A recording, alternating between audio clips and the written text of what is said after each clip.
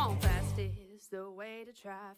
Crowds all on their feet, not one bothered by the heat. Imagine them in the driver's seat. Checkered flag would be sweet. Crank it up, oh, it's racing. Crank it up, oh, it's racing. Crank it up, oh, it's racing. Crank it up, oh, it's racing. Everybody get ready. On your feet. Here we go. 3, 2, 1. Crank it up.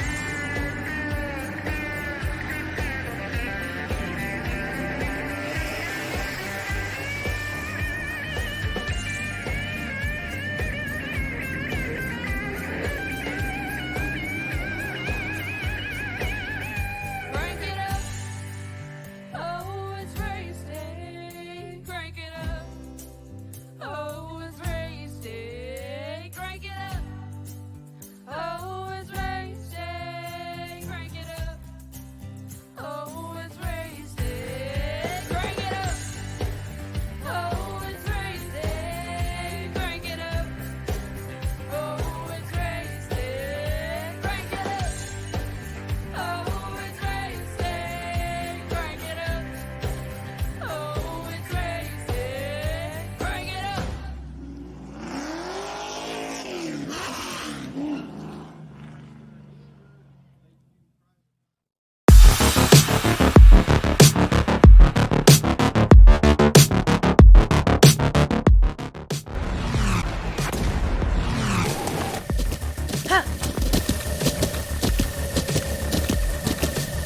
With the ButtKicker Gamer 2, what you see and what you hear is what you feel.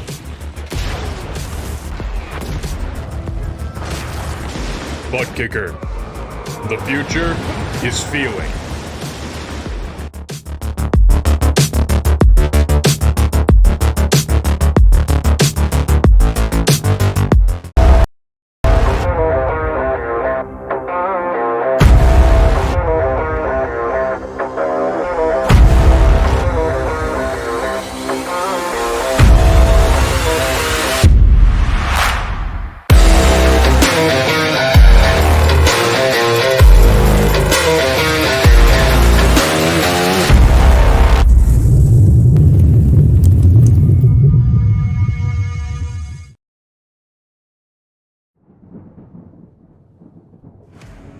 When you need the best designs in your fleet of vehicles, there's only one brand name that many trust in.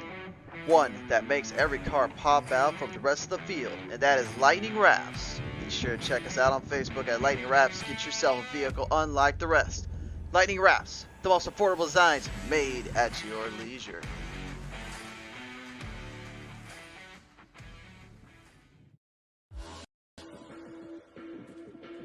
Redline Motorsports Media can help you fulfill all of your motorsports industry photography and videography needs.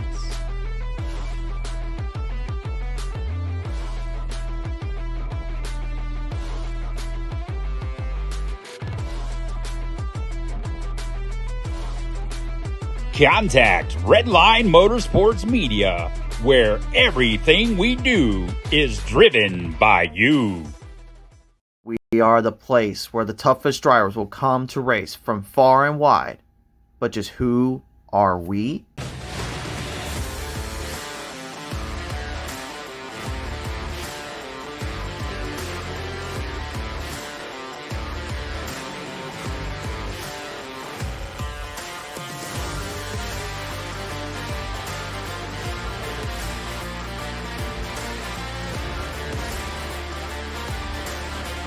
We are the Pit Stall Racing Series. Looking for a new PC or an upgrade to your current one? Look no further than Ford Entertainment Group, your home for the best quality and value in new, pre-built, and custom PCs at the lowest price guaranteed. We have affordable PC solutions for any budget, with custom builds starting at $595. Even the pros turn to Ford Entertainment Group to get them up and running. With valued customers from all over the world, it's easy to see why Ford Entertainment Group is the most trusted brand in custom PCs. I wanted to save my awesome subscribers the most money when they started their sim racing journey, while I started trying to look for the best deals. And I'm so proud that Jeffrey and I have partnered up so I can spread the good news about where to get the lowest price on a high-quality computer.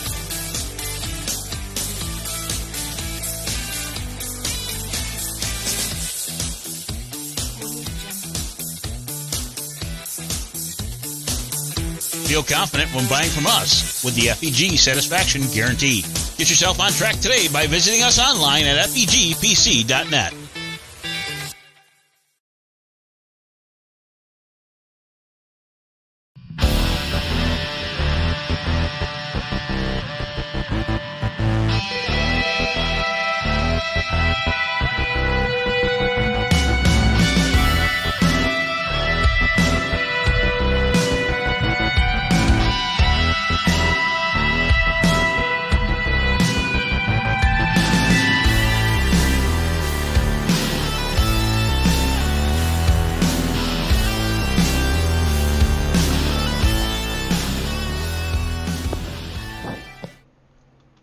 It couldn't be any bigger if you tried. It couldn't be any crazier if you seen. But one thing is for sure, a whole new look and a whole new tone. And Pedal Metal Racing League is coming at it big with this one. Ladies and gentlemen, welcome to the season opener, season 11. This is the ButtKicker 50 at Talladega Superspeedway, presented in part by our friends at the ButtKicker Company. The Pit Stall Racing Series, Sim Panel, Threat Level Midnight Motorsports Media, FEGCustomPC.com. Our friends at Celeratus Legal, Gainz Fitness Inc, Red Line Motorsports Media, Lightning Wrapz, and of course, Shriver Twisted Creations. A big thank you to all of them and all their support. It is time to kick the season off. We're at Talladega. Hi everyone, I am the Crusader Chris Shriver, joining you guys here today. Michael Bollinger with me on the call as we get ready for this one. Michael, long road ahead and a long fight. 50 laps to the duel. Gen 6 Cup Series. First time they've ever presented this one on the show. And yeah, as the saying does go here at Talladega, this is not just a race. This is not just a pedal to the metal season 11 kickoff. This is Talladega. Well, avoiding the big one and crossing the finish line first is key to winning here at Talladega and staying with your friends. Stay with your friends, stay with your drivers, get your lineups in check, and get yourself in order. Your 30 drivers, count it, 30 drivers are going to try to start this season on the highest of notes here. We don't really have time to kind of name every one of them off here. We're just going to go through them as you see. Some heavy names in there we've mentioned before. Some new names though, like Austin Lyer joined into the session here, as well as Michael Prince getting a little bit of name out there. The Ridgeway boys, Thomas and William, going to be trying to see what they can do. Chris Schuessler going to try his hand at it here, and just a whole bunch of other drivers and names you've seen here before. It is a wild card race, so we really have no idea how this will go. We have no idea how this will react. All we do know is you just never turn your eye off on this one, because Talladega will teach you a lesson if you dare try it. Indeed it will. And isn't this the biggest field in pedal to the metal racing league history too, right? Well, it's quite up there. I think this actually is. I think we've had most at 24, 25. This is a full... I was going to say, I remember last year at Atlanta we had around 25 trucks last year at Atlanta. Well, As these... Go ahead. Yeah, you go ahead. And as these drivers are making their way to 3 and 4, lights off on the pace car with the fans on their feet.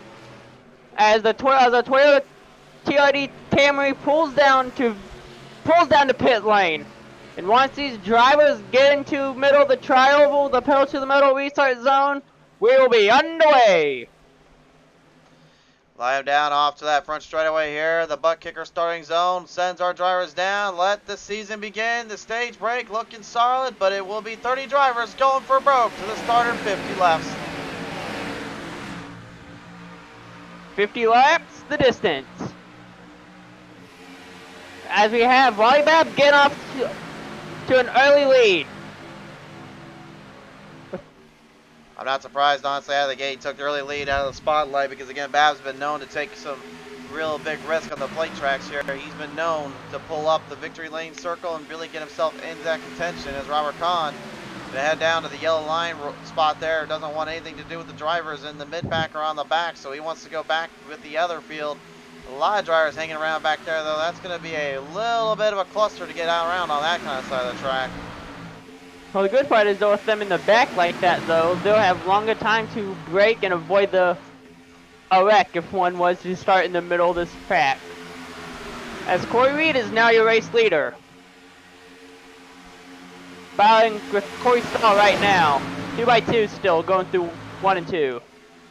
Stage break at lap number 10 today here, so watch for the drivers to be kind of pushing a little bit early, but really mostly just kind of staying subtle with their movements, subtle with their controls.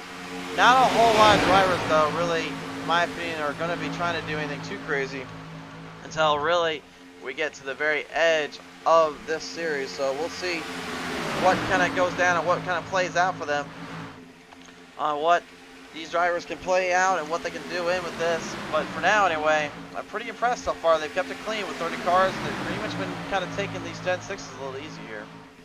Right now we have our last season's champion, Jeffrey Oak, sticking towards the middle of the back pack as well right now. Want to be patient, that way you can try to be a contender for this season's championship as well. Try to go back to back. Go back to back, go out on the biggest lane and the biggest side here. Try to show we were worth show your drive out there. Michael Prince, the number 45 little OnlyFans design out there. Looks like he wants to be the only fan out there when the race lead, but that isn't quite working out in his favor. Corey Stahl in the 33 taking an early run as Sean Long right behind him now pushes his way into the pack. So now the field looking to either get a draft going on the outside, or they're going to have to start trying to figure out how to way to push their lines and grip on the inside.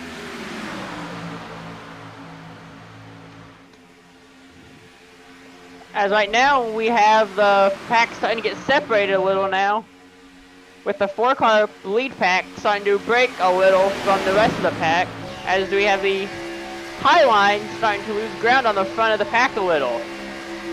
Now you guys may notice as well, there's a few names here we have seen before here on Pizza Racing TV. Obviously we've talked about Chris Schussler as well as Austin Louder on the Wednesday night series, but if you guys haven't been on here in a long time, like Sean Burke and even the Ridgeway boys, they are first time ever on this show. There's a few of them that honestly I recognize quite well, that honestly it's kind of great to see some names kind of checking out and coming back out of the series. Justin Reynolds, he's another one though that honestly I've watched him before, going back I believe it was to the Joe Sixpack Racing League that we had seen him on, and right now he's currently trying to stabilize himself up, trying to stick with the field here as he continues to have a little shot in the dark with the rest of the pack. And right now we have Corey Stahl still putting on a little bit of a show for all these race fans at home and at the track right now. Field's starting to kind of gravitate a little bit more off from the other. The packs are starting to separate further and further, and it looks like that may be a little bit of a kind of a rinse and repeat kind of deal. Don't want to put yourself into issues yet.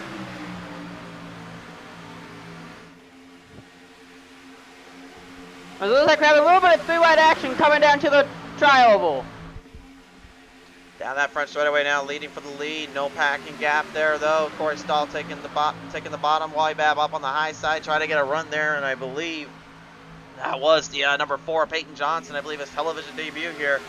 Tried to showcase what he could do and maybe make amends with the drivers and try to get something figured out early on, but didn't quite go according to plan.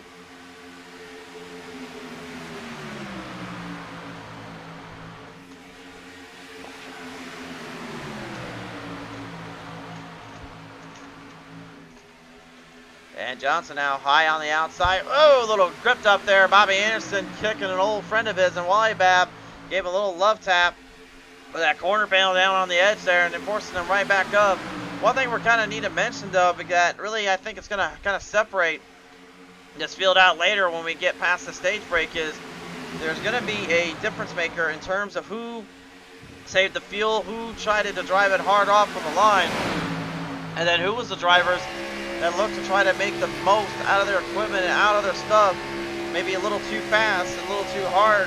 I think that's really the biggest thing, because we gotta know that you can overheat these cars quite a bit if you simply push too hard on that backdraft. So it's a matter of working together with one driver, but also teaming, but also kind of using that bumper and that layout as much as possible without trying to overheat the car. Oh, that could have been trouble. That's trouble. That's trouble. And we got a wreck on turn number 3 and 4.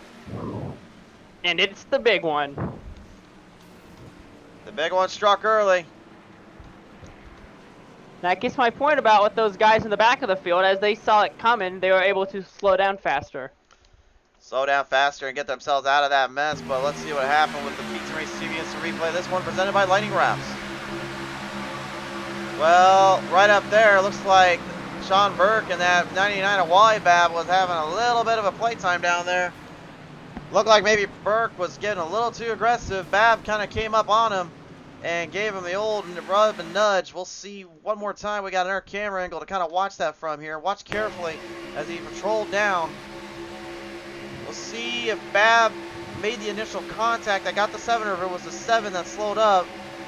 Oh no, right there, yeah, Bab just completely took that 7, and that was a huge hit, so he's going to be the first recipient of an EOL this season on lap number 7. Looks like he overbumped the car trying to get some air to his radiator to keep his engine from going. Then it was too close. Then that slight bump, as we were talking about earlier, can upset could upset the car, and that was an example right there. Tough break for Wally Bab and all these drivers involved.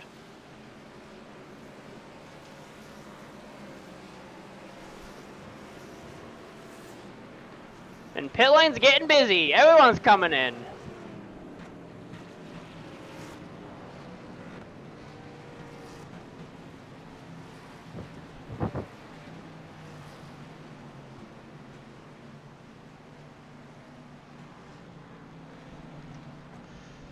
Bab right now currently just waiting for drivers to get by him. Doesn't want to serve a penalty there for that misconduct, but again, he's just going to have to kind of watch out for it here.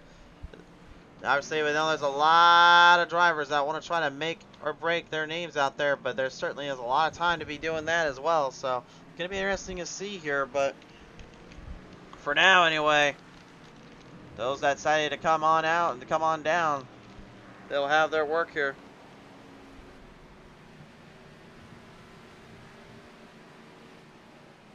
Indeed they will.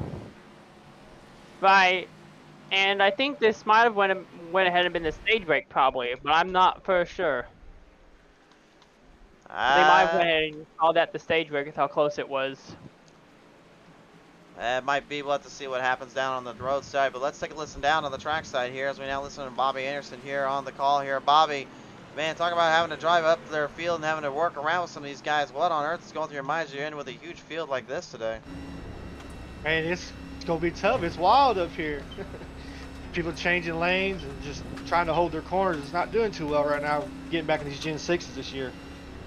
What is the biggest difference with this Gen 6 versus the trucks down there on the Talladega track here? The biggest difference is drafting. You can draft in the trucks. You can sit there, get 3 or 4 cars, and you'll be okay. Single car, you can still stay up with everybody. Here in these cars here, if you lose the draft, you're going to lose the whole field. You've got to stay tandem with somebody. And sticking the draft and bumping in the corners and stuff in these cars is a lot easier. You can actually give it a little bit more in the corners, unlike the trucks. So it makes for a lot more interesting tight quarter racing here. For sure there. All right, well, Bobby, appreciate your time down there. Thank you. Bobby Anderson, ladies and gentlemen, on the line there. Take a quick listen into the guy that got out of that mess pretty quickly, ladies and gentlemen. Corey Stahl on the number 33. And Stahl, you've obviously got a little bit of luck these play tracks here, but now a whole new car and a whole new dilemma for this season. I mean, does that kind of favor your style, or what do you think of this season? I don't know what to think of the season yet. This is honestly the first time I ever really ran this car, so we're just trying to get used to it. Already was in that accident a minute ago, so hoping that I don't have too much damage. With the way the car kind of handles, I mean, did damage really kind of push this car a little bit worse for wear and make it a whole lot harder to kind of handle, or are you worried more about it blowing up on you? I just worried about aero. It's pretty aero dominant tracks. You have a smushed up car, you're not going to go very fast, but I think I'm alright. I had Dalton take a look at the back end. Didn't have too much time in the pit to have fixing, so. We'll see how it does for you there, Corey. Thank you for your time down there. Hey, I appreciate it. You guys have a good one. You too. Roy Stahl, ladies and gentlemen.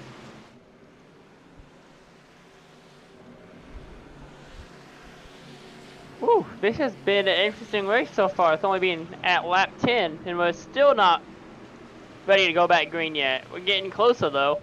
Well, I got those yellow lights off on the pace car, which means these drivers are ready to kind of hit top and fight it out now with the way this has been going. I guarantee you there's a lot of drivers maybe not so ready to kind of push and rub their way around like that anymore, considering they only get 2 fast repairs. Now, normal circumstances, ladies and gentlemen, you only get 1 in this league, but it's a play track, and you know how play tracks are, so they were nice. They gave them 2, but they are knowing very well when they get in the other tracks, they don't get that. They only get 1 fast repair, and make that even more interesting, all they get is 2 extra tire sets, so 3 in total, and they only get 3 green, white, checkered attempts, so that makes it a lot harder to master, but they kind of throw them a bone. You can do a clean race, as well as get some fast times in there and get some runs in there in that race. Get some bonus points, so that's what these drivers are looking towards, and that's what they're going to have to kind of figure out, but here we go as we get them to the straightaway. Yes, it does. With fans back on their feet, as we are back underway for the ButtKicker 50 here at Talladega.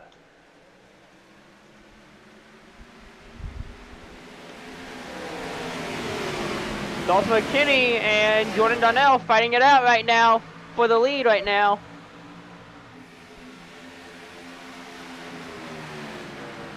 Pretty good straight little shot out of the dark there, right out of the bat, right out of the speed in the bat in the zone. Johnny Williams saying those 46 and 33 cars look awesome on track. Kenneth Crawford says about to see the Generation Cup car running again. Yeah, honestly, I do like the look of these cars. At the same time, I personally prefer the look of the next gens, but I just really hate the driving feel of them. Speaking of the driving feel of them, looks like Jeff Oakes getting kind of tired of being stuck on the bottom half. He tried to plow his way there around and absolutely gets destroyed with everyone plowing him in the middle. But he's got a little bit of help on the outside. 2 cars coming up quick. That is Chantel Bottle. And it looks like the 45. That was Peyton. That, I believe, trying to get a number on that one. That's Michael Prince down there. Yeah, that's Michael Prince trying to work with maybe possibly a new little ally here and see what she can do with him.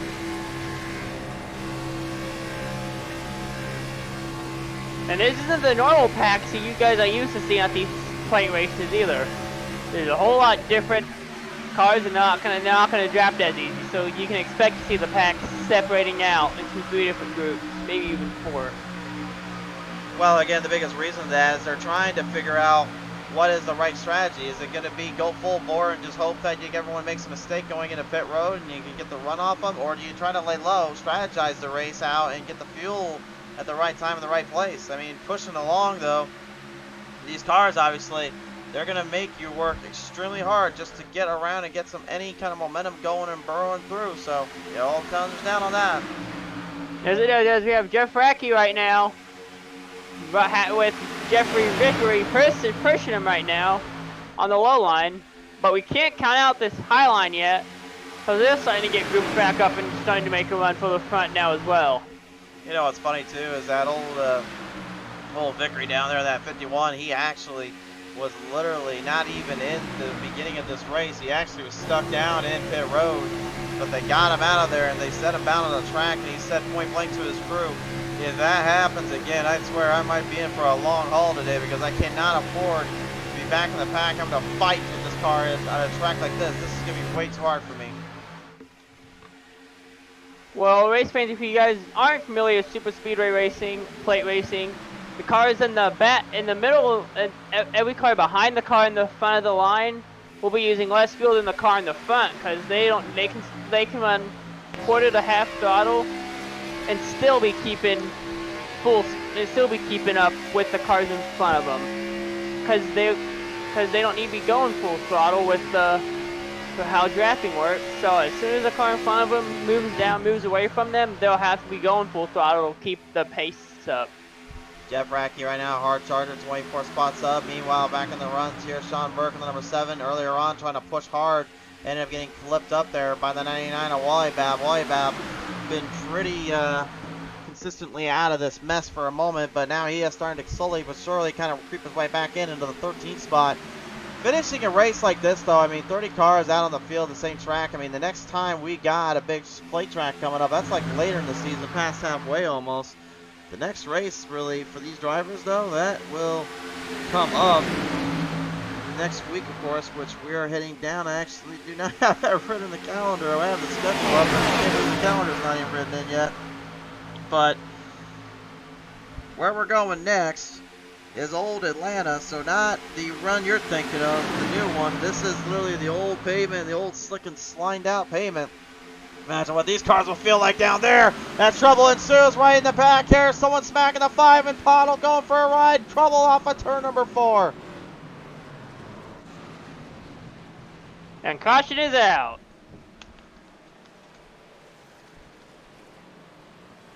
Luckily, these drivers don't got to go another lap to catch up to the pace car, as the caution came out as they were coming up to the pace car anyway. You talk about some wild moments in between there. It looked like everything just kind of went soul center there. It looks like Khan might have got a little too pushy for his own good. Yeah, that right there. That's right there. Yep. You can see Khan, when he pushed it, push came to shove, and he all of a sudden just kind of clapped it right out of his hands. Didn't realize where it was going on until it was too little too late, and then all of a sudden it just completely sent that car in for a bit of a tailwind. I don't think Paul's too happy about him for that one, but again, usually those two pretty good on the bump drafting side of things in terms of trying to go for the win, but I think right now this might be the car that makes them meet their match here. Yes, it will, because this car will require patience. Will require a lot of patience, and a lot of skill. Because these are not the trucks; these are the old Cup cars. The old Cup cars and the old machines that you can call the Gen 6s. Of course, we're running Gen 7s right now. We'll have to go to a quick commercial break, ladies and gentlemen. When we come back, we've got more action in store for you. Stay tuned with us here on Pizza Race TV. Battle of Metal Racing League Season 11 has been brought to you in part by our friends at the ButtKicker Company. Best in performance for feeling real tracks in the virtual world. The ButtKicker. Feel what you've been missing. By the Pit Stall Racing Series. With exciting action Mondays and Thursday nights, this is the best place to get your thrills at. By SimPanel, making it real. By Threat Level Midnight Media, media that's dynamite, it's Threat Level Midnight. By Gainz Fitness Inc. By FEGCustomPC.com, the only place to get the best PC specs and design done up your way. Visit us up at FEGCustomPC.com to learn more. By Lightning Wrapz, the most affordable designs made at your leisure. Lightning Wrapz is looking to bring you the best designs in your livery. By Redline Motorsports Media, everything we do is driven by you. And by Shriver Twisted Creations, Twisted Mind, Sweet Design.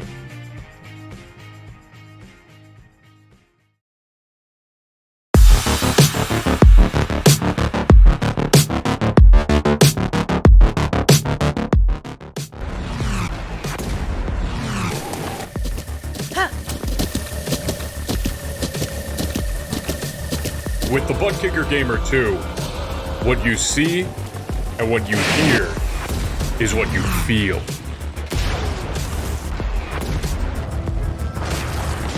ButtKicker. The future is feeling.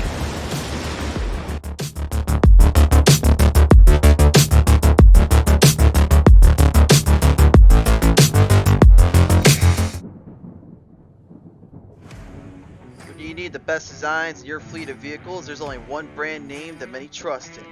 One that makes every car pop out from the rest of the field, and that is Lightning Wrapz. Be sure to check us out on Facebook at Lightning Wrapz. Get yourself a vehicle unlike the rest. Lightning Wrapz, the most affordable designs made at your leisure.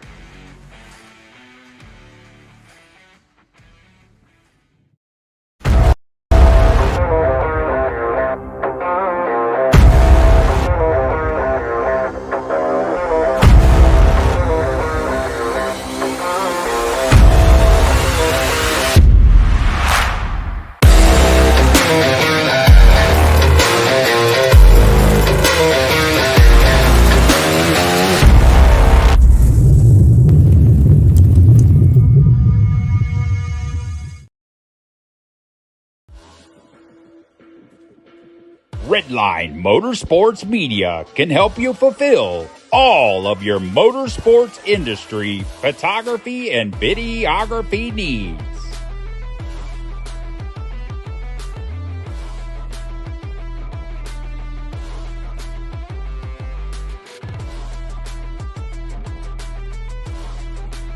Contact Redline Motorsports Media, where everything we do is driven by you.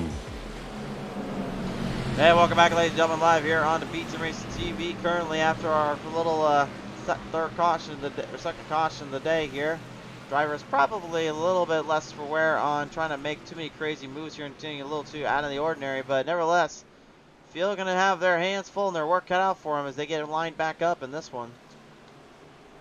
As we're gonna have, we have Racky up front again as always. For a while, as we've been seeing the last few laps, he's back. He's still back up front where he likes to be. And we have one of the new faces here too, up front with the big dogs. Let's see how he likes to run at these PTM Racing TV, PTM pedal to the metal guys. But we also have Vickery, Anderson, and Jordan Darnell rounding out your top 5. With the pace car pulling down the pit lane, the fans are back on their feet. They know it's time to let these engines roar again. As we will hit the pedal to the metal restart zone, let's hear those engines roar as we push those pedals to the metal.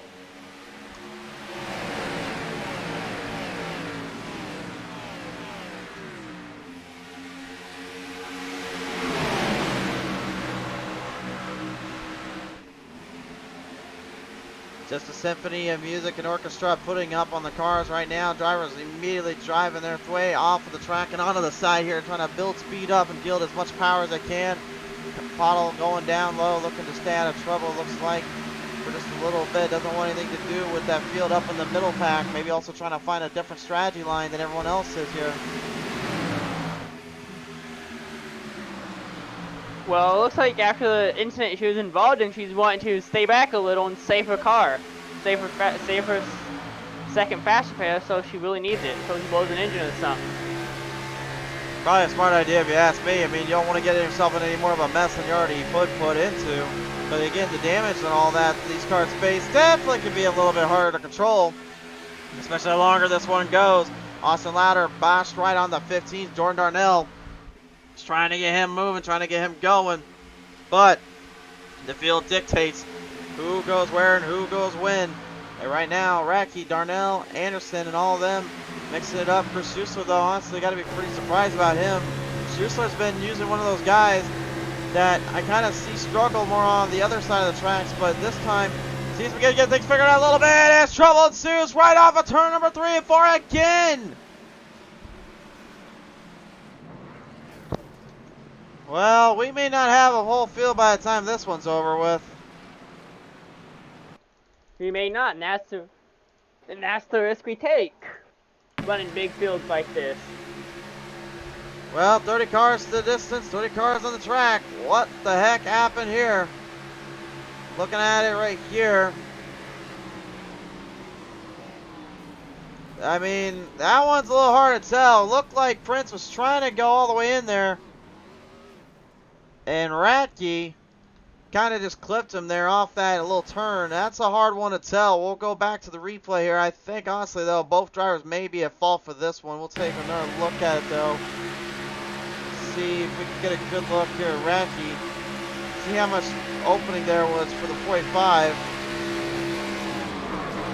From what I'm seeing, looks like the 45 thought he had just enough, but as he was coming down, he had Racky coming up, starting to close the gap. And then from there, mess ensued. So for me, from what I'm seeing, it looks like maybe just some poor communication from the spotter and driver.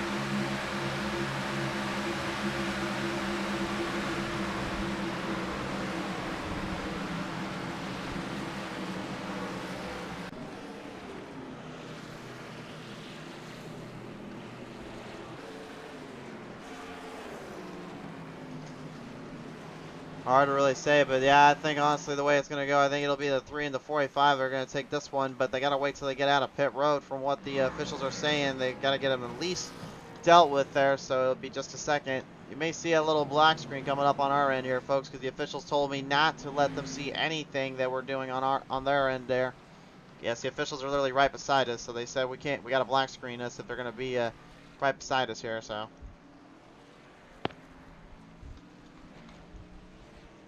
Yeah, but I take, while we weren't airing it, I was taking a look at it from a different camera, from Racky's onboard camera today, and it looked like it was a lot different than what we were seeing on the outside cameras.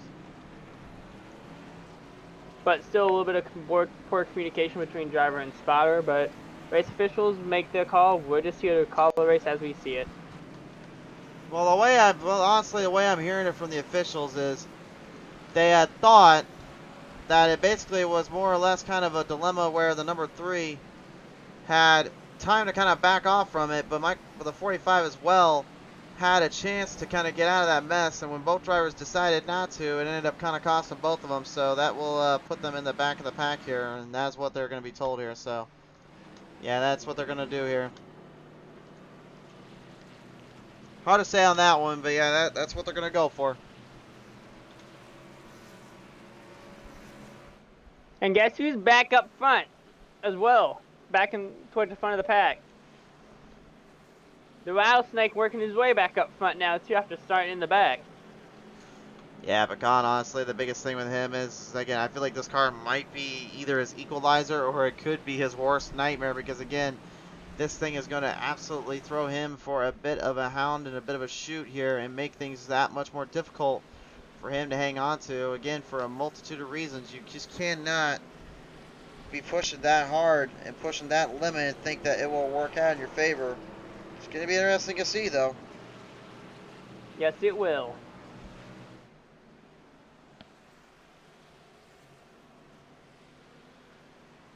We're seeing a lot of different new faces out there for paint schemes, as we have an in-and-out paint scheme now, given by Austin Loader. Louder, yep.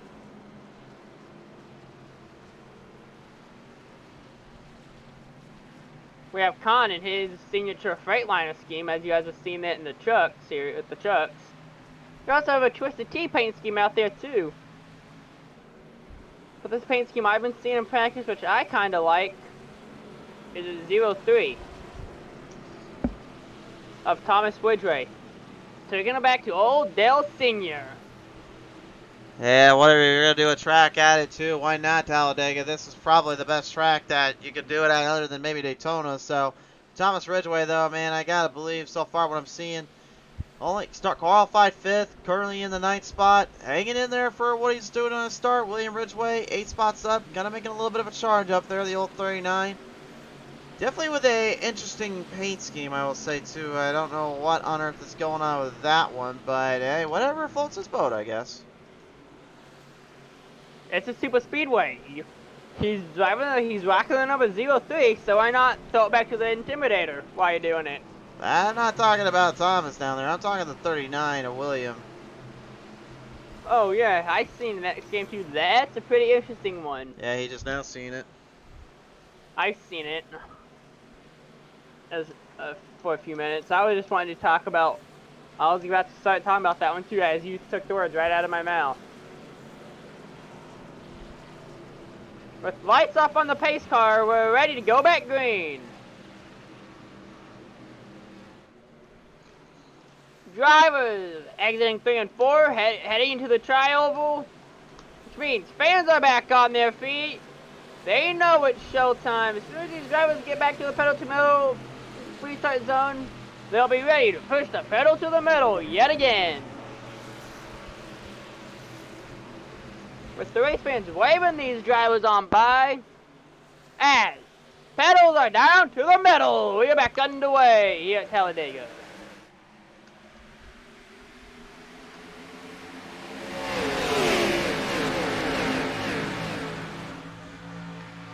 Safe to say that star definitely through blocks in the road there. Oh boy, hold on, Austin. Louder getting a little bit clipped up there. Walibab wanted inside, and this time Louder just pretty much kind of put the loud pedal down on him, and he couldn't get anywhere out of it. Bab none too pleased, but the 33 of Stahl looking to try to work him out there. Darnell, Vickery, and all them trying to leave him high and dry, go to the top. The 14 of Louder in trouble. Now it is time for Bobby Anderson to try to help out here as Jordan Darnell takes the lead.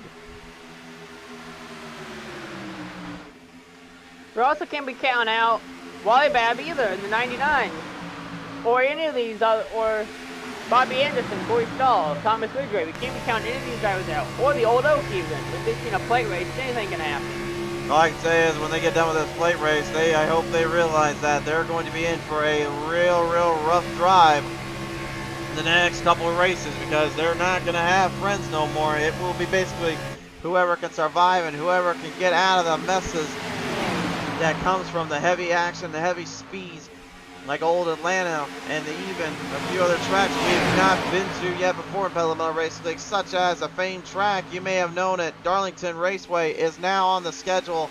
And oh, speaking of on the schedule, Schuessler maybe find himself off the schedule in a minute, slapped the wall right off of turn number 3 there, manages to get out of it, staying out of the way of drivers, but everyone else trying to pinpoint their way around. A numerous amount of drivers just trying to find a route or trying to find something to do harder than it looks. And even guys like Dustin Sonaker, veterans of these kind of races, really just trying to stay out of it and stay clean because he now just got to the halfway point. And as we are getting to the halfway point, we are now divided into 3 different packs. We have the front pack, the middle pack, and then we have the back pack. Backpack, including Pottle and Kahn back there right now. Sean Burke, Chris Schuessler, them are also mixing it up a little in the front half. These drivers right now up front, though, man, they are looking to just build and fight and scratch and claw and let the rest kind of be their way. And even William Ridgway right now at 39, he's looking to challenge some boys up there, and he's got company with him. That's the 95. Robert Warren's last season, second place man. He's trying this season to finally go one step up. But we have Jeffrey Oaks trying to keep that from happening and try to go back to back. But we can't count out anybody yet, because with this still being a long season, anybody can win this championship. Yeah, Jeff Oaks last season, man, using the bonus points to his advantage, getting a lot of big breaks when he needed to, and despite all, I think only having like 1 win to his name, that was such a feel-good moment to finally see him get that win, that elusive win that he's been looking for so long. I know what it felt like, and I know what it's like to just not be able to get that championship victory finally on iRacing, let alone on anything that involves a season title. It's the hardest thing and yet the greatest thing in your mind, in the back of your head, just to be able to finally say, hey, I came out on top. Now we have Jordan Darnell trying to make a statement to all these drivers right now by saying, hey, this is my night. This is my day. I'm going to take this home. But you still can't count out the high line either, being led by Thomas Ridgway in the Dale car. One thing I'm kind of liking and we're kind of noticing too is that a lot of these cars right now, they're kind of going on the throttle, then back off the throttle, and then back on the throttle and back off. Like they're getting a great bit of draft speed, but it seems like they're getting kind of out of shape at the same time there. Indeed they are. As right now we have the top 4 cars starting to pull away a little bit now. Anderson, Louder, Vickery, Darnell, your top 4. Meanwhile, behind them, yeah, I can see what you mean. Mike Rideout, Robert Hissong, struggling a little bit to keep up. As we are now 3 wide, going into turn 1. Stretch them out, 3 wide up, 3 high deep, 3 high back. It's right now looking like a solid group and a solid draft, but that's the thing, is who gets out and who causes trouble. William a little bit wobbly, subside as Walibab right now trying not to get him into any issues. These guys, oh my, gals I should say, oh my lord. These cars do not want to hold, and that's why trouble right out of turn 3 and 4, the same corner again. Might as well name turn 3 and 4 Talladega Calamity Corner. That is not. That is not the corner to be at right now. Oh, and Oaks just took the 5. And then as a bystander, unfortunately, she was trying to drive off. Here we go again. Back to the replay. Hey, sounds like he's so enthused on the broadcast, ladies and gentlemen. Let's take a look at the replay real quick.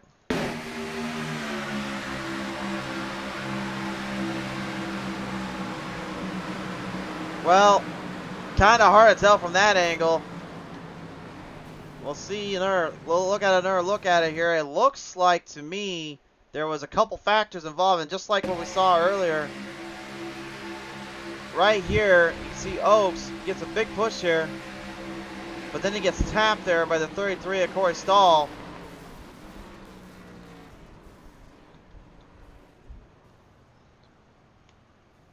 Ooh.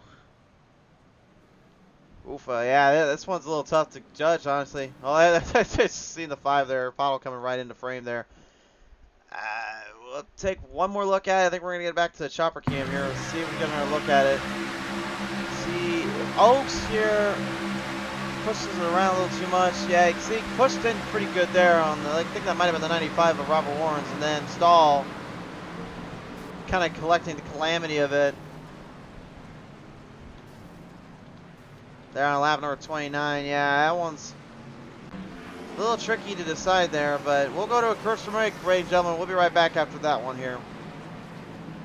Looking for a new PC or an upgrade to your current one? Look no further than Ford Entertainment Group, your home for the best quality and value in new, pre-built, and custom PCs at the lowest price guaranteed. We have affordable PC solutions for any budget, with custom builds starting at $595. Even the pros turn to Ford Entertainment Group to get them up and running. With valued customers from all over the world, it's easy to see why Ford Entertainment Group is the most trusted brand in custom PCs. I wanted to save my awesome subscribers the most money when they started their sim racing journey. I started trying them over the best deals. And I'm so proud that Jeffrey and I have partnered up so I can spread the good news about where to get the lowest price on a high quality computer.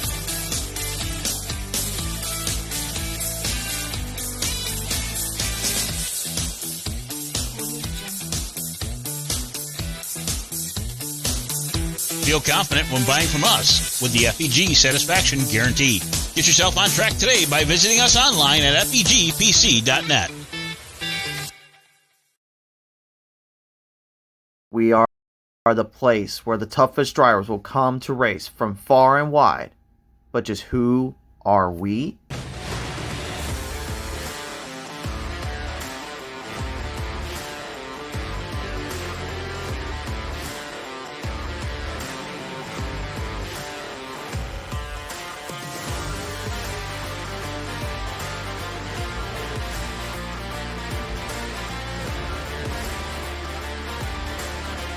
We are the Pit Stall Racing Series.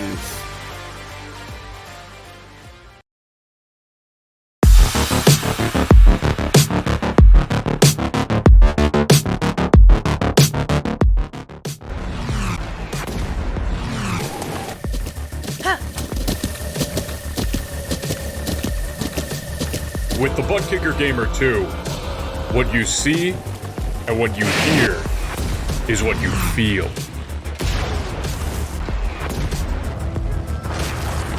ButtKicker. The future is feeling.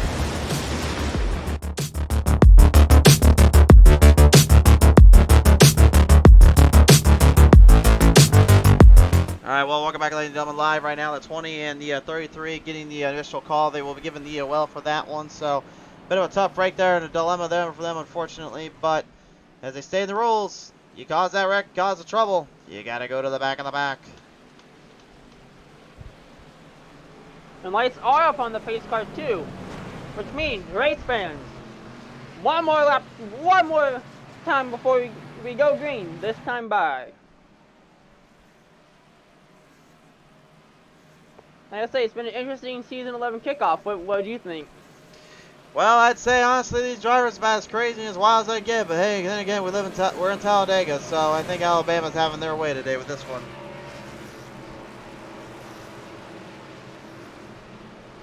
I bet the Alabama gang is sitting up in one of the luxury boxes right now, looking down by saying, I remember when we were involved in stuff like that.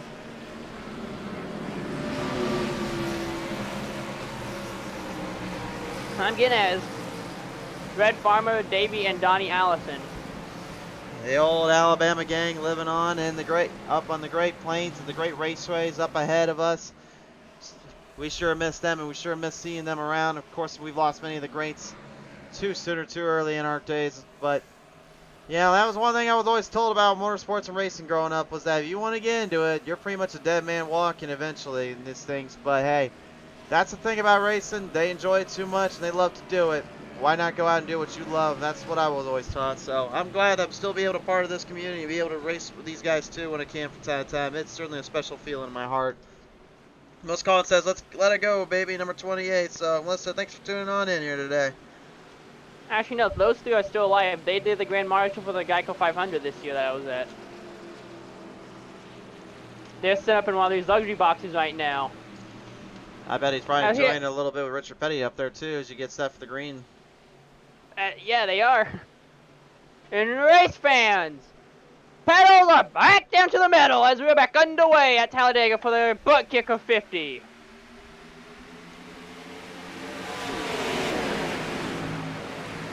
At this point, I'm kind of surprised how many cars have been able to kind of survive this long, let alone be able to get out of this mess in this case.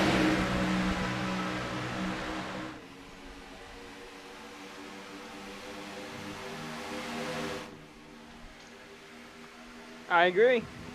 I'm gonna be real though. I'm not sure if these cars were a good idea for the to be able to start with the season. That could have been ugly. I don't know what the heck was going on there with that 15. That may need to be a little look around though.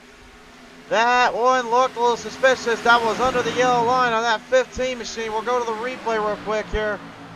See what the heck happened there on lap 33, but that was a bit suspicious. We'll take one more look at it here. There is a rule here, guys. They can't go below the yellow line to do that. Let's see.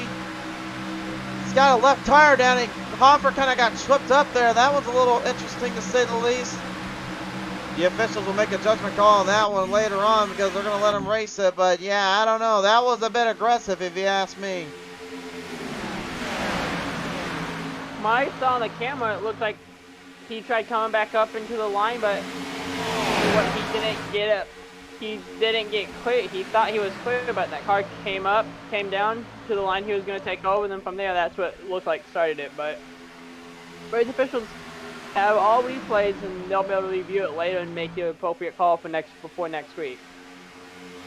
Melissa Collins says, Richard Petty was my idol. I miss him racing. Oh yeah, I remember. I still remember watching that entire 1982.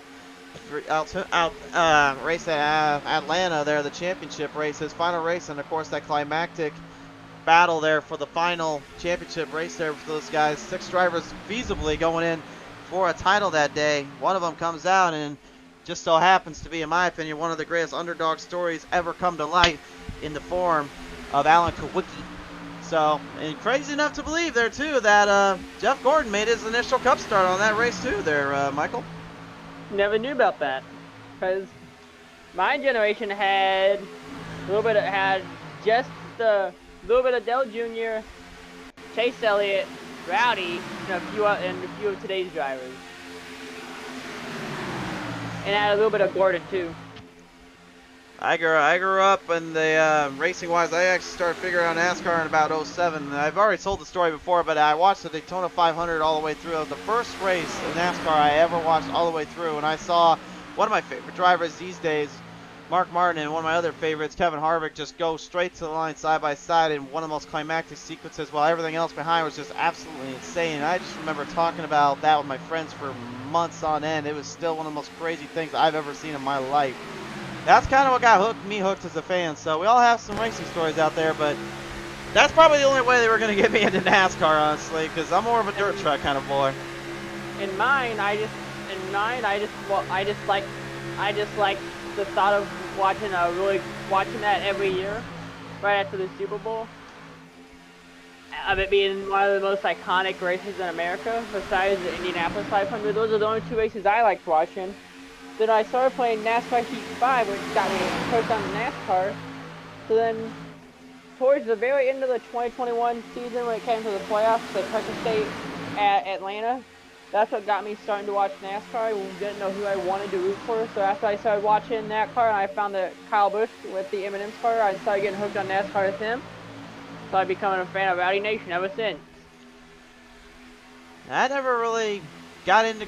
I love Kyle Busch's paint schemes, but as soon as my family kind of told me about the guy, I was not really liking him too much. I didn't want to root him on, but I didn't mind Tony Stewart too much, nor Dale. I love Dale Jr. of course, and then obviously I figured out about Dale Sr. later on in life. So I guess there's one thing I can say is I've learned a lot from history just by studying drivers, and of course learning from the famed, like of course the Pettys, the Allisons, the Flock brothers, the Earnhardts of course, and so on and so forth. There's so many names you can name, from the Elliots even too these days.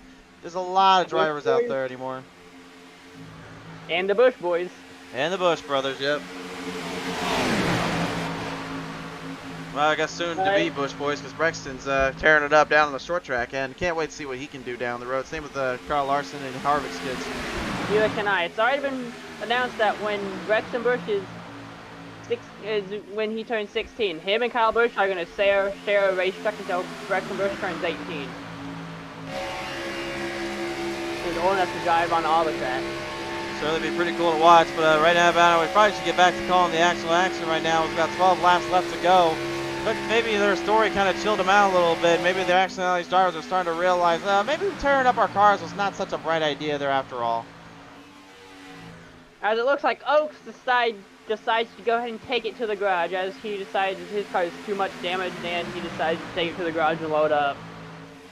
The defending champion not going to have a very good day, unfortunately, but hey, the good news is it's only race one. There is still plenty of races left. And we've seen before where you can get wrecked out early.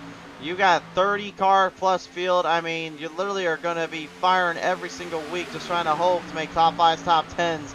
This field, in my opinion, is the strongest field we've ever personally come across in terms of overall skill and durability, but also, for the fact of the matter is, this is a very, very substantially even set race set.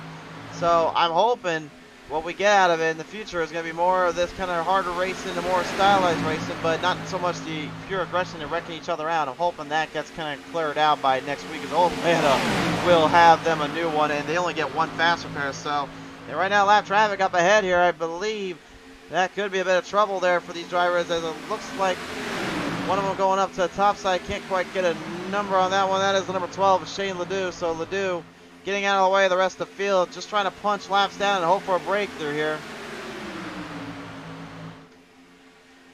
Hope for a break, but we do have our new face, Austin Wilder, putting on a show tonight too, showing that he can hang with the big dogs. Well, I'll tell you one thing, Austin Launer though, man, this guy, he's not exactly a spring chicken, but he's not exactly a slouch either. We watch him constantly on the Wednesday night series, but the thing is, with the Six Sigma Sim Racing over the league, but the thing is, he's going up against guys that were like 5,000 to 7,000 I-rating boys, and those that would not give him an inch or give him a chance to even breathe, but he showed promises on certain tracks, certain races. I think the track, honestly, though, these guys may need to be careful about is when they get to Charlotte Motor Speedway. I think that one would, or a racetrack kind of like that, that will be where I feel as though you may see him start to kind of use his skills and his knowledge and really kind of pinpoint some moves on there that these drivers may not see coming. So if we're going to Atlanta, it's almost the same configuration as Charlotte, coming out of 3 and 4, going to the start-finish line. I mean, the difference though with Atlanta versus Charlotte is, like, Charlotte, you know very well, the track widens out on that backstretch and then widens on the front straightaway, but the corners are so much different than Atlanta. Obviously, Atlanta much higher bank and much more treacherous, but it does allow for multi-grooves and multiple runs. But I think the biggest thing, though, for Atlanta's sake is that it's going to really teach these drivers where and when to really make the right moves and when not to get too completely on the nose and thinking that it's a proper time to go race at that extreme aggressive level. I think that could, in turn, make things a little bit more interesting. You can just see the raw power and speed these cars are getting. Man, some of them are flying through these corners. Yes, they are. We have Jeffrey Vick right now trying to be patient, waiting to make his move, but pretty soon we should be seeing these guys starting going 3, 4 wide now. Yeah, trying to make the moves coming as we'll be getting ready to get the 5 to go. So you should be starting to see aggression from all these drivers here pretty soon. Well, I hate to tell our old drivers down there, but it's our old friend, the Wrapz, like Robert Kahn, having a little fun punching the 18 and Bobby Anderson as hard as he can, trying to get a move up to the front. John Long in the 98, seeing what's going on down there, and he's already trying to manipulate a plan. But Kahn, you've already gotten yourself in trouble once. I wouldn't want to get yourself in trouble again here, but he knows if he doesn't do something, it'll be too little too late. The 46 Dalton McKinney trying to work with him as well. And he's getting kind of trapped up there on that top half. This field right now is not letting him get any breathers here. And now they're going to pack and stack him up. 4 wide, coming through the front. Can they hang on? Trouble there. Reynolds, watch out to the front straight away. Gets it saved. Nice little move there from Reynolds. He holds the double O up on the corners. Well, that's a tough break for Robert Kahn now, trying to get a little bit of a run. Their run died down. He's dropped back to the bottom, to the back of the pack now. That's going to be a tough break for him. Tough break for a lot of these drivers involved in all these incidents. I'm surprised to see not much aggression right now. We're on lap 44 of 50, coming to lap 50, coming up 45 out of 50. Austin Ladders never won on PT Racing TV. Could he finally change that today? The in and out number 14. I told him literally before we got on this broadcast, I said, you're driving my number. You better take good care of my number down there. I made that kind of as a joke. I wasn't actually thinking he was going to just try and go for a win today. But he's certainly showing good care of that 14 today. So the 14 boys are going to be prideful with this one. So thank you for that, my good sir. Well, if you're doing that, then I'm going to want to say the same thing about the number 3 car. There's trouble on the backstretch. Well, there's more than trouble. It's a whole crash out down there. One car, that's Bobby Anderson straight into the inside barrier, and a huge wreck ensuing. Sean Burke trapped in there as well. Caution out. And now this could lead to us a green-white checkered, and this could get a little nasty here at the end of it. Hey, I called it, didn't I? These drivers took anybody get aggressive. Well, they were getting aggressive way before that even happened in there. We'll take a look at the replay. See, oh, that one's pretty easy to call. I would say that was the 46 there that started that chain reaction, although the 7, I'm not totally sure if maybe that was just by accident or what was going on there. We'll take one more look at it. But yeah, you can see right here, watch the 46 at the top right of your screen. Here comes the nudge, there's the hit. Burke looked like he was trying to get out of there. All right, yep, so that was definitely, looked like Burke was trying to avoid it, but it didn't quite go according to plan there, and McKinney kind of starting that chain reaction. One more look at it from the chopper cam. Gave the old 98 of Sean Long a little nudge, and then, well, he decided to take him out completely.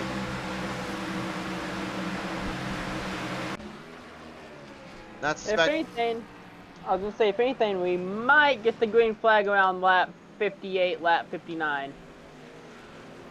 49.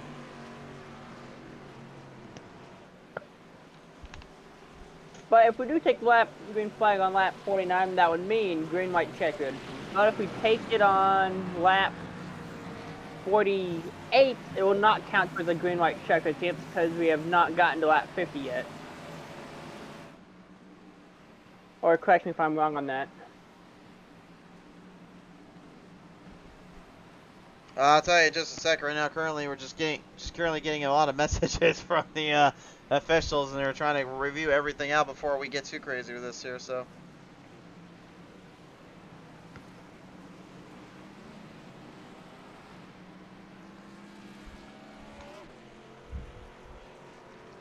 Not quite what the 46 wanted, but an EOL will have to be given. We'll come back with more action.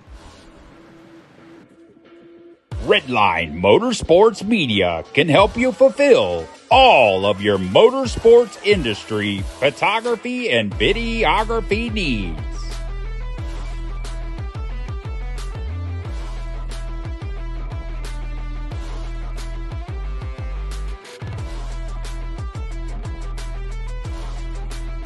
Contact Redline Motorsports Media, where everything we do is driven by you.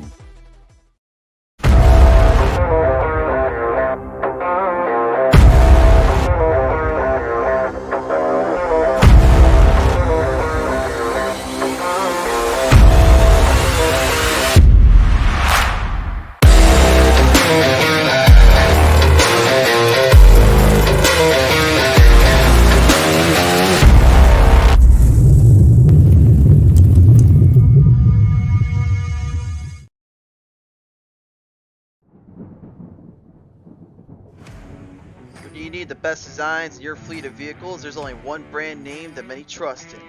One that makes every car pop out from the rest of the field, and that is Lightning Wrapz. Be sure to check us out on Facebook at Lightning Wrapz. Get yourself a vehicle unlike the rest. Lightning Wrapz, the most affordable designs made at your leisure.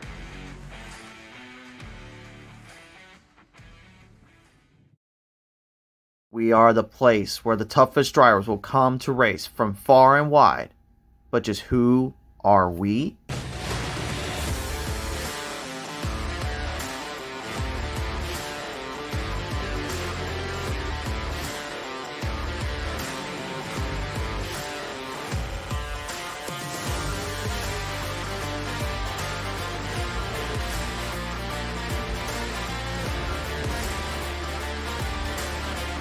We are the Pit Stall Racing Series.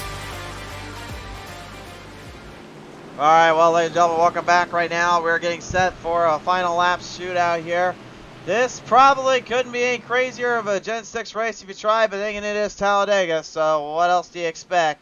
But nevertheless, we've got one last little ride before we got to throw green-white checkers out. Can these drivers keep their cool for just a few short laps, or are we going to see some fireworks on the display? Alabama, you were the one to determine it, but Talladega is giving it to you right here on the show.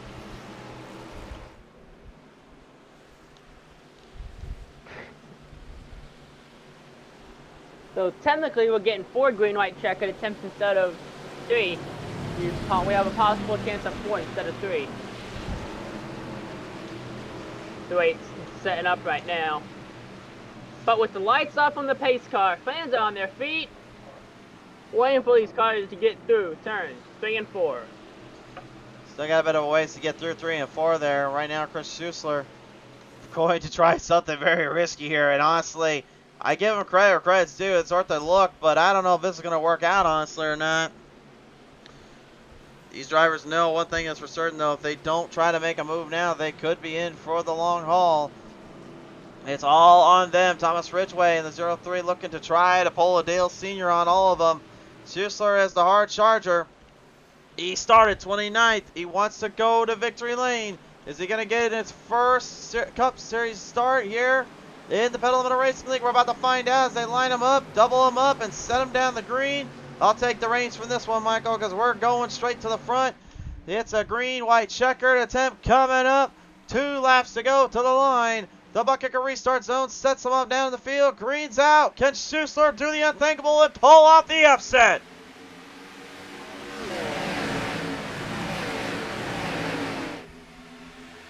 Oh boy, they're already jumbling up back there. They don't seem to mind. They don't seem to care. And they really don't care. That could be trouble. Is it trouble? It's trouble. They're leaked the whole race. The whole Rex. The whole field, I reckon. And the big one strikes yet again on the final lap here at Talladega. Oh, man. And now, we're going to officially green-white checkers. Well, I have no idea where the heck to even begin with this one. I really do not know. Let's just look from the start and look from the back. From what I saw as it was happening, it looked like it happened as on the initial start when those cars are getting loose and fighting each other. Well, Schuessler and Ridgway were literally wrecking each other too on the front half of that. And then I don't even know what the heck was going on behind them there. We'll take a quick look here. Let's just say everyone caused it. No, they got the officials are not gonna let them just have that. They've got to figure out who started what, who did what. So let's see if Peyton gone in 4 wide here. He's gone 3 wide, excuse me. Sean Long kind of clipping up, and then I have no idea where the heck to even begin with this one. Yeah, this is an absolute mess here. This one was. Oh boy. I do not envy being the officials trying to review this one right now.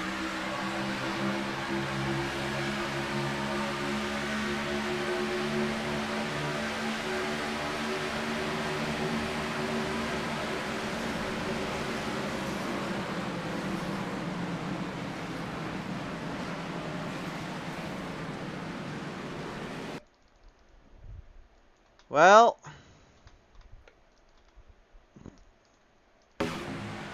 they're looking at it from all angles right now, what I'm being told right now, guys. So, let's call it saying I literally have a cardboard Richard Petty standing in my basement right now. That's pretty cool, actually. You got that kind of thing. I mean, from my point of view, I don't know. This one's ridiculously hard to tell.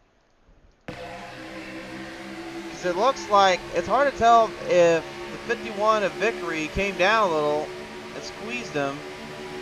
Sean Long kind of drifted up, got him anyway. They were 3 wide.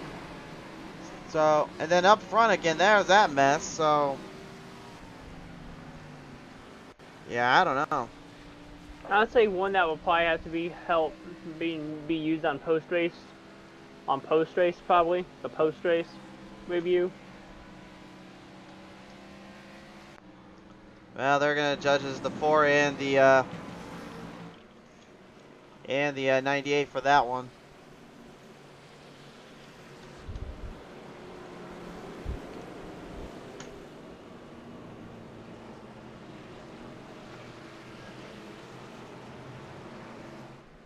And race fans, this is our first green-white checkered attempt of the season. Officially the green-white checkered attempts. And overtime.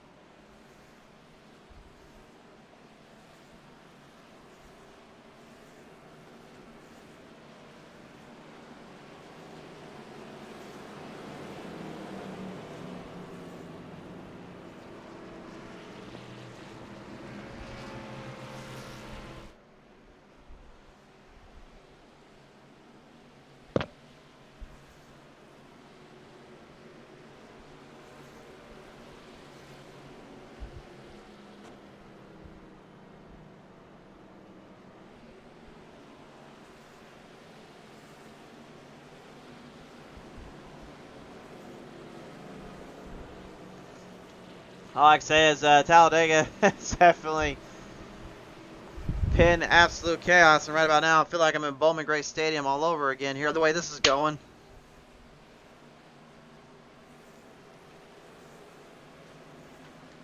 I feel like I'm at the track, how this is going, because this exact thing played out last year at the Geico 500.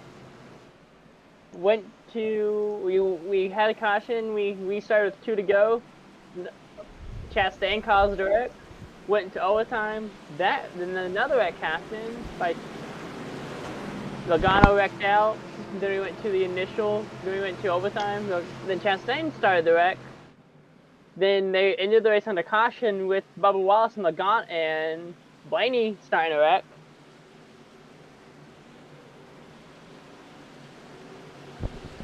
Well, I can definitely say though, those Gen 6s are about as close as they can to being the next gens in terms of whoever the heck wrecks each other out. But then again, I think any of the car at this point will just wreck each other out at Talladega or Daytona for all that matters.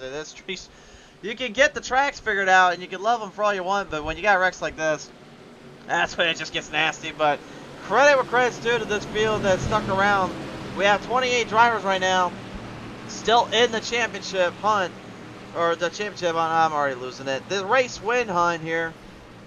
And Chris Littrell and Jeff Oaks pretty much done and out at this point. Oaks, unfortunately, just having a bad night, and the defending champion not going to be able to continue on with that hot streak he has. Chris Littrell, full lap down, damaged up badly beyond belief. And now, underdog story coming up, as I'll lead him down this one as well there, Michael. But right now, this restart shows Austin Ladder 20 spots up, Robert Hissong 25 spots up, Justin Reynolds 19 spots up, Wybab down 3, looking to get back to the race lead with a absolutely destroyed 99. Of course, then you got Jeffrey Rackey 20 spots up, 14 spots up for Robert Warren, trying to get his first championship season finally put together. Brent going 8 spots up, Michael Prince, newcomer, going 6 up, 21 up for Dustin Sneaker, and then Corey Stahl, after receiving a little troublesome EOL earlier, now has a chance to get himself into victory lane. Out of your top 10 drivers, let's lead him back down here to the ButtKicker restart zone Perhaps their last chance. Can they keep it green? We'll see. To the line we go. Here it is. That's Talladega. Green, white, checkered attempt to be. Now, if I was Racky, I would not want to be behind the car, I would not want to be behind that double zero if I was Racky with that damage that he has. I'd rather try to be behind the 14 right now. I don't think I want to be behind any of them right now, even that 99 there. But bad man, give him credit too. He's hanging on. He's pushing the heck out of his song. His song literally locked up. And look at Bab. He locked him up. He's trying to hold him on. As you're now going 3 wide into 3 and 4. Oh, hold on down there. Don't get too crazy with it. His song trying to hold on. He's trying to finally find a way to victory lane. If they get it to the white flag, we're finishing this under green. They're going to the line. Robert Warrens and slam down there. Sean Burke, big jump right to the front. Check, white flag coming out, presented by the ButtKicker Company. Oh, and trouble ensues. They couldn't hold it down. One is flying in the air. Jeffrey Vickery is in the air. Kahn is in the air. Pottle is spinning down. Run him down through turn number 3 and 4. 1 and 2. I can't even talk right now. They've got one more lap to go and still a half a track to get to 3 and 4. Burke right now in trouble. Bobby Anderson, big jump on the outside. Trying to sneak his way down into the space. He's got Burke getting pushed up by his song. His song trying to just get the 7 as far as he can ahead. Bab now, big push coming up on the 28. Trying to lock and load him one more time. Burke has got a slight edge there down the straightaway. But you got a whole straight to go. Burke now lined it up. Can he hang on just one more second longer? It looks like he will. Straight to the line. Sean Burke's going to win the ButtKicker 50. You know, an amazing and a crazy last lap. And with Sean Burke out front. Holy smokes, folks. Sean Burke makes his P10 Racing TV Pedal Metal Racing League debut. And he kicks off season 11 in the biggest way. He's taking one home to Castle Rock in Colorado. The RBS Racing Machine is going to victory lane. What a performance by Burke to hang in there at the last bit. And every other driver at this point just realizing, well, it's Talladega at this point. But what a wild, wild race it even became to get there. Indeed it has. Wrecking on the last lap and everything. A few big ones. A lot of damaged race cars. And a great way indeed to kick off season 11 here at Talladega. Okay, Sean, burn it down. If he even has any car left to burn down, that thing is tore up a bit.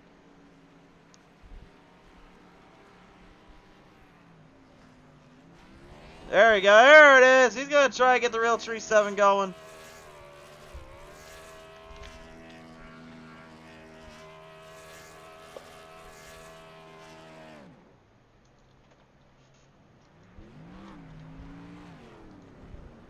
What a performance. Ladies and gentlemen, this is your sim panel finishing order here. Ladies and gentlemen, Sean Burke gonna win it out. Bob Anderson taking home second. Robert Hissong third. Jason Henry gonna go fourth. Robert Warren's fifth. Wyatt Babb sixth. Seventh, Austin Ladder eighth. To Dalton McKinney ninth. William Ridgway and 10th to Justin Reynolds. Rounds out your top 10. And you can see that an absolute unit of a field showed up to this one, and they came in full force. Indeed they did. Whew. All I gotta say is, what a crazy call, what a crazy race to kick off our season. We had action almost every single lap. 30 drivers came in. One comes out on top for this first one. Many more to come. When we come back, ladies and gentlemen, we'll hear from our top 3 drivers. Stay tuned. We'll be right back. Pedal Metal Racing League Season 11 has been brought to you in part by our friends at the ButtKicker Company. Best in performance for feeling real tracks in the virtual world. The ButtKicker. Feel what you've been missing.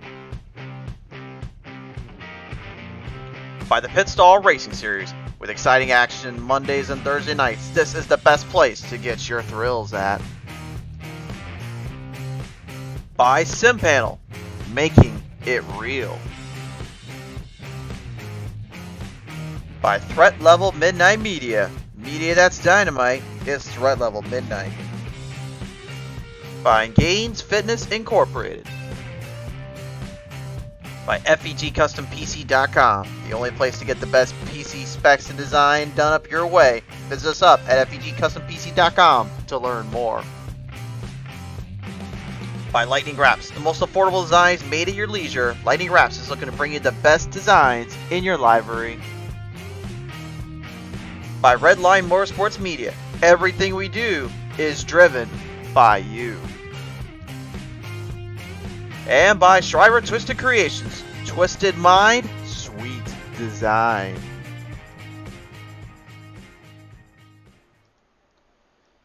Alright, ladies and gentlemen, it's that time at last. We are now talking with your top 3 drivers today. Coming today in the 3rd spot there, ladies and gentlemen, number 28, Robert Hissung, in an absolutely wild unit of a race here. Robert, I gotta believe, sir, right now, you're probably just as out of breath as we are. What on earth was going through your mind in this one, buddy? Yeah, I don't think I actually took a breath the last 2 laps there. I tried everything I could. I was gonna throw it to the top side there, but I thought better of it, and I really had no choice but to push the 7 in front of me when he came down in front of me. I had no option or opening to get to the top, but that's Talladega. Now, do you mind running through a little bit of your game plan going into this race, knowing that we're at Talladega and knowing that there was going to be 1 or 2 big ones where you were thinking about trying to start at? Well, that's why I didn't put a time on the board for qualifying. I normally don't qualify at Daytona, Talladega, or the New Atlanta. I just kind of ride in the back, try to stay out of trouble, avoid any wrecks that happen, and just try to be around at the end. That's the only way you can win them and have a shot, is to be around at the end. Definitely the case indeed. Nevertheless, Robert Hissung coming away 3rd today, my friend. Who do you want to thank for this one? Well, I want to thank Chantel and Robert Kahn for letting me come back, and thank you guys for broadcasting. I'm going to watch this later as soon as it gets put on YouTube. It'll be up for you now. Robert, thanks so much for tuning in. It's great to see you back on the show, sir. Thank you. Robert Hissung, ladies and gentlemen, coming back in a big way. 3rd place finish for him today. 2nd place, though, got to give the runner-up is due.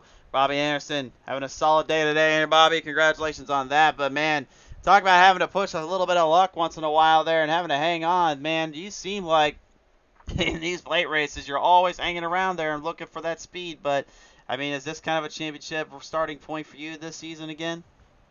Yes, definitely a starting point here. Start with a solid top 3 here.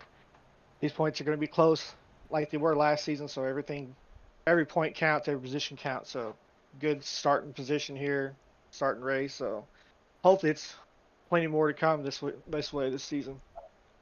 Now, do you mind telling us what was going through your mind as we were on this last restart, knowing that this was the biggest field ever on the show? That last restart, I was hoping we could keep it clean. Try to have a good green-white checker at the end here. Waiting for Wally Babb, seeing what he was going to do, because he had some rear end damage, but he said he was full power, so we were all looking at him to see if he was going to stack with the top line or not. But he didn't. He held his own, and then he had a wreck happening behind us, coming to the white flag, and we were able to actually have the top line coming to the checkered, but didn't have our drafting partner all the way through. He was there, but then he got shuffled out, and he tried coming back to us, and we just didn't have enough at the end. Thought we did, but just couldn't get there.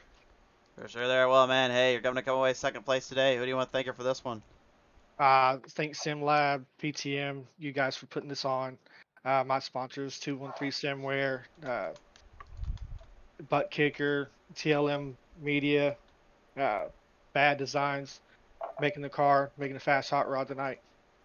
That was definitely a fast hot rod indeed here. Bobby, congratulations taking on home to 2nd place there, buddy. Thank you. Bobby Anderson, ladies and gentlemen. And now, moment you guys probably been waiting for. He's been waiting a while to talk with us. Ladies and gentlemen, the winner, Sean Burke, going to bring it to victory lane here in the Talladega. And for the ButtKicker 50, sir, this one certainly has to be an honor. Literally, we didn't even know you were going to make the show. Come up a few hours later, next thing you know, you're on the show, man. How does this one feel to get the victory? It was good. It was good. I was waiting for those sponsors. We thought we fell through for a minute there, but RBS Racing gave me a fast Chevy today. Uh, in all seriousness, it was a fun race. A little bit rusty in the Gen 6 cars, so I didn't know quite how this was going to go. I was kind of sawing on the back of dude's bumper there in in the first stage, but it was a crazy run. Maybe a few too many. It was pretty action packed, but at the end it was nice and clean. So it was a lot of fun. Now, as we were coming out of 3 and 4, and you saw the white flag, what was going through your mind as you were seeing the white flag? I saw the white flag. I was just trying to say, let's keep this thing clean. Let's get it across the finish line. Try to have a good finish. The first race of this league, and I'm a new member. By the way, thanks for having me. So I was just saying, let's keep it clean. Let's get it across. I knew a bunch of people were wrecking behind me, so I thought, okay, maybe I'm racing 4 or 5 people here to the checker. But yeah, I didn't think I was going to win it, to be honest. Saw an opportunity there when we took it 3 wide. I went high. Somebody came up to block me. I kind of shoved them out of the way and dropped low, and just at that point somehow was able to drag race it by myself to the finish. I'll tell you what, that was the longest tri-oval in history. I thought I was going to lose it there at the end. You certainly did not there in this case here. So Sean, coming away with the first win of the season in season 11. Who do you want to thank for this one, bud? Yeah, I just got to thank the league for having me. Thank RBS Racing. My buddy Justin Reynolds is running in the 94 today. He had some paint issues today, so we're going to get that taken care of for the next race. And yeah, just looking forward to week 2. Week 2 certainly will be here before you know it. Sean, it's been a pleasure. Congratulations winning out in the ButtKicker 50. Thank you, sir. Sean Berg, ladies and gentlemen. Debut on the show. Debut in Victory Lane. Well, Michael, that's another one in the books. Yes, it is. And one of the biggest tracks in NASCAR. And in about 10 weeks from now, maybe less, we will be at the sister track in Daytona Beach, Florida. Where some of the very first NASCAR races took place on the beach.